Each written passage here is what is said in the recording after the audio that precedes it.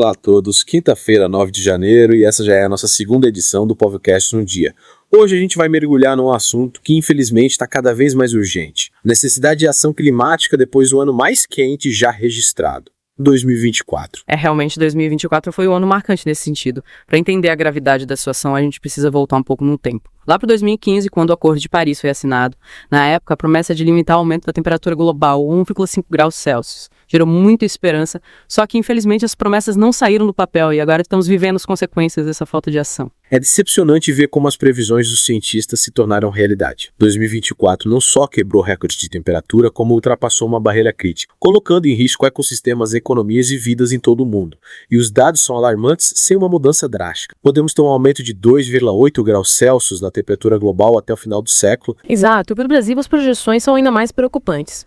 Algumas regiões podem enfrentar um aumento de até 4 graus Celsius. Imagina só tornando cidades como Cuiabá e Palmas praticamente inabitáveis. O impacto na vida das pessoas, na agricultura, na economia, seria catastrófico. E a pergunta que não quer calar: por que ainda estamos presos nesse ciclo de destruição? Qual a raiz do problema? A resposta, infelizmente, é complexa. Mas um dos principais fatores é a dependência global em combustíveis fósseis, impulsionada por interesses econômicos de curto prazo. É como se estivéssemos viciados em algo que sabemos que faz mal, mas não conseguimos largar. E essa resistência à mudança se manifesta de várias formas, né? Vemos líderes mundiais defendendo a exploração de petróleo até a última gota, como o ministro de Minas e Energia aqui no Brasil.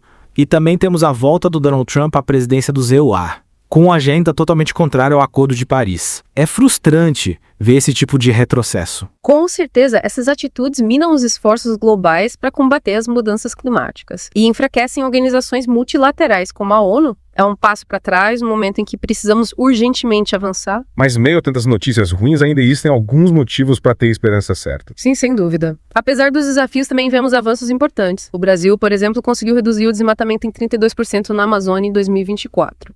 Isso mostra que com ações concretas e políticas públicas eficientes, é possível reverter tendências negativas. Você notícia animadora. E quais são as metas do Brasil para os próximos anos? O país se comprometeu a reduzir as emissões de gases de efeito estufa em até 67% até 2035 e a zerar o desmatamento em todos os biomas até 2030. Metas ambiciosas, mas necessárias para conter o avanço das mudanças climáticas. E falando em ações concretas, a COP30 que vai acontecer em Belém este ano surge como uma oportunidade única para o Brasil, né? Exatamente. Sediar a COP30 coloca o Brasil em uma posição de destaque na agenda climática global.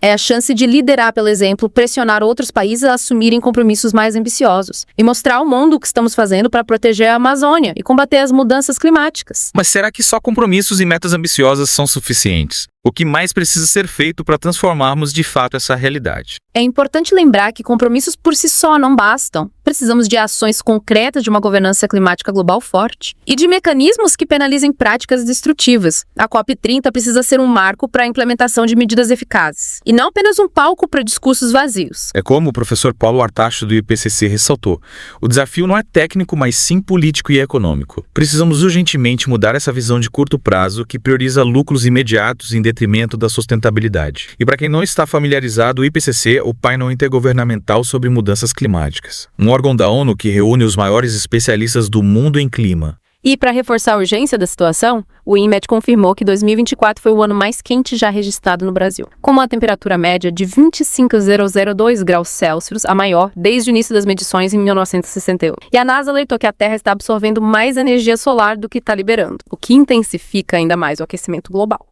Nossa, esses dados são realmente alarmantes. É como se o planeta estivesse nos dando um sinal claro de que precisamos agir com urgência. Mas falando em termos práticos, como as mudanças climáticas afetam a vida das pessoas. As mudanças climáticas já estão impactando todos os aspectos da nossa sociedade. Eventos climáticos extremos como secas e inundações são cada vez mais frequentes e intensos, causando perdas humanas e econômicas significativas. A saúde pública também está sendo afetada com o aumento de doenças respiratórias e infecciosas. E a segurança alimentar está ameaçada com impacto nas produções agrícolas. E aqui no Brasil, a agricultura é um dos setores mais vulneráveis às mudanças climáticas, né? Sim, sem dúvida. O Brasil é um dos maiores produtores agrícolas do mundo e a nossa economia depende fortemente desse setor. As mudanças climáticas já estão afetando a produtividade das lavouras, o que impacta os preços dos alimentos, a renda dos agricultores e a segurança alimentar do país. Diante de tudo isso, o que podemos fazer? Qual é o nosso papel nessa luta? É fácil se sentir impotente diante de um problema tão grande e complexo. É compreensível se sentir assim, mas a verdade é que cada um de nós tem um papel fundamental nessa luta. Precisamos nos engajar, pressionar nossos representantes a exigir políticas públicas mais eficazes e cobrar das empresas práticas mais sustentáveis. A conscientização e a mobilização coletiva são ferramentas poderosas para contrapor os interesses de setores que resistem à mudança. Ou seja, não podemos subestimar o poder da ação individual e da pressão popular para impulsionar mudanças em larga escala, né? Exatamente. A COP30 pode ser um ponto de virada, mas isso só vai acontecer se os compromissos assumidos se transformarem em ações concretas. Não há mais tempo para promessas vazias ou adiamentos. O futuro do planeta e da humanidade está em jogo e cabe a cada um de nós lutar por um futuro sustentável. É verdade. E a pergunta que fica é: será que Belém será o marco de uma nova era de responsabilidade ambiental e solidariedade global? Será que a partir da COP30 conseguiremos finalmente traduzir as promessas em ações e construir um futuro mais sustentável para todos? Essa é a grande questão. A COP30 tem o potencial de ser um divisor de águas, mas a responsabilidade está em nossas mãos. Precisamos nos mobilizar, cobrar dos nossos líderes e fazer a nossa parte, para garantir que essa seja a COP da ação da mudança real. É essa mensagem que precisamos levar adiante. A COP30 está chegando e o Brasil tem a chance de ser protagonista na construção de um futuro mais verde e mais justo para o planeta. E para que a COP30 seja realmente esse divisor de águas que a gente espera, né? A gente precisa olhar para a raiz do problema, que é a exploração desenfreada de combustíveis fósseis. É como se a gente estivesse preso num ciclo vicioso.